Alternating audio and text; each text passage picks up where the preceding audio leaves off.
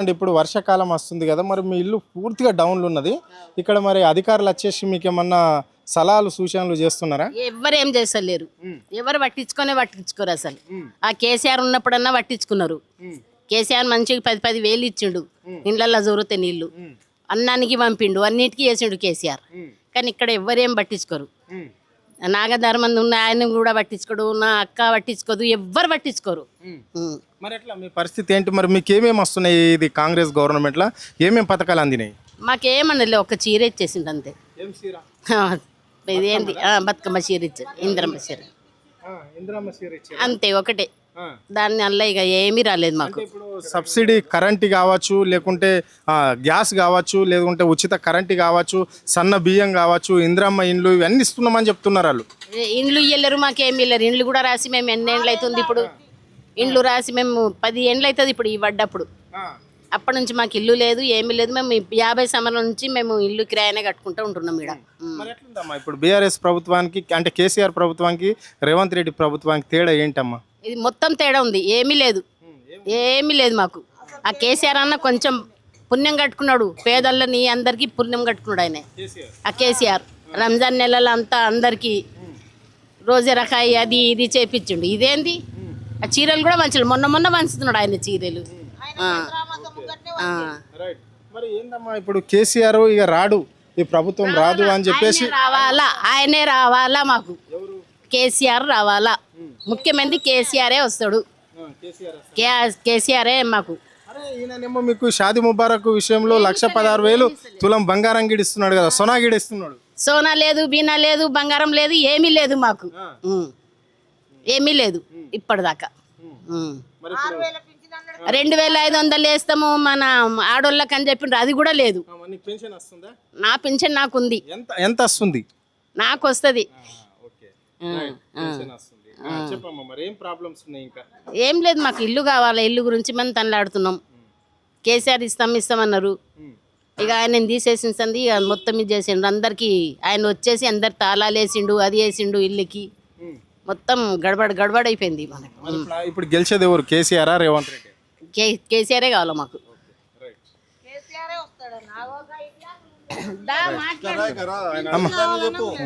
అమ్మా ఏం పేరు నీ పేరు? ఎల్లమ్మ. ఎల్లమ్మ, ఎట్లుందమ్మా మరి గవర్నమెంట్ 2.5 సంవత్సరాల నుంచి ఏమేమి వస్తున్నాయి నీకు? గవర్నమెంట్ వస్తలేవు, ఏం వస్తలేవు.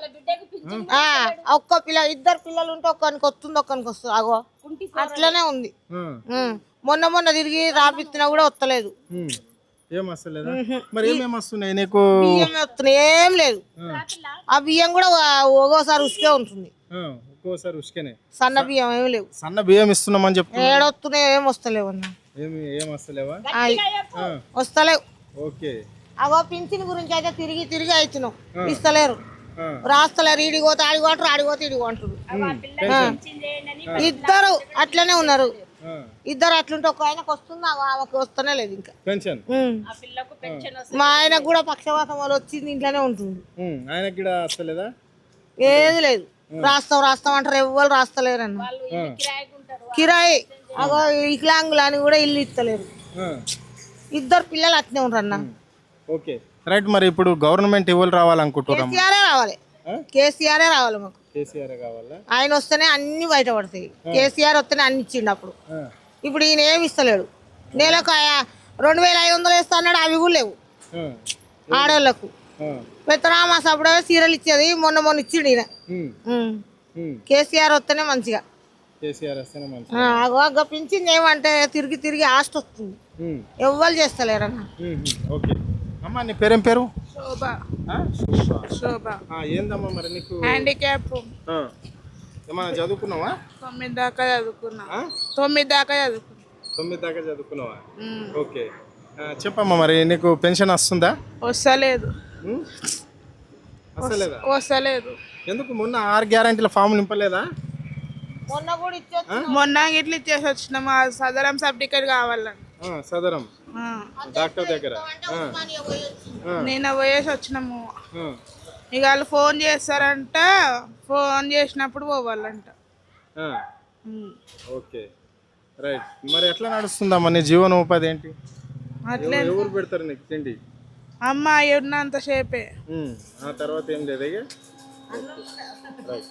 ఇది పరిస్థితి మేము చూసినాం కదా. పాపం అమ్మ వికలాంగురాలు, వాళ్ళ అమ్మ నాయన వాళ్ళ నాయనకి కూడా పక్షవాతం ఉందట. అయినా కానీ ఇక్కడ ప్రభుత్వం వాళ్ళకు పెన్షన్లు ఇవ్వకుండా ఎంతో నానా అవస్థలు పెడుతుంది.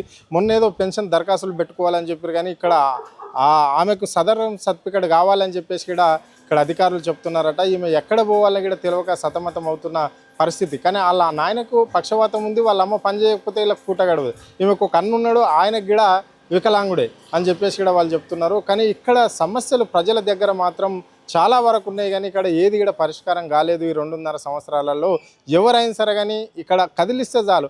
కేసీఆర్ ఎంతనో పుణ్యం చేశాడు ఇక్కడ ప్రజలకు, అందరికీ అన్నీ అందించాడు. కేసీఆర్ అడగక ముందే ఇచ్చాడు, కానీ ఈయన అడుగుతే కూడా ఇస్తలేడు. ఈయన చెప్పడమే పెద్దగా ఉంది అని చెప్పేసి కూడా వాళ్ళు చెప్తున్నారు.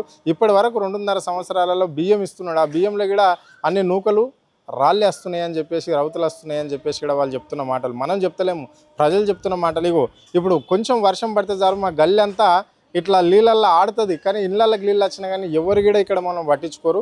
గతంలో కేసీఆర్ ఉన్నప్పుడు మాత్రం 10,000 రూపాయలు ఇచ్చాడు అని చెప్పేసి కూడా ప్రజలు చెప్తున్న మాటలు ఇవి. కానీ ఇక్కడ ప్రభుత్వం మాత్రం ఇక్కడ స్థానికంగా ఉన్న ఎమ్మెల్యే మామూలు పట్టించుకోడు, కార్పొరేటర్ పట్టించుకోడు. కేవలం బీఆర్ఎస్ నాయకులు అప్పుడప్పుడు వచ్చి బస్తీ లీడర్లు వచ్చి తిరిగిపోతారు అని చెప్పేసి కూడా వాళ్ళు చెప్తున్న మాటలు ఇవి.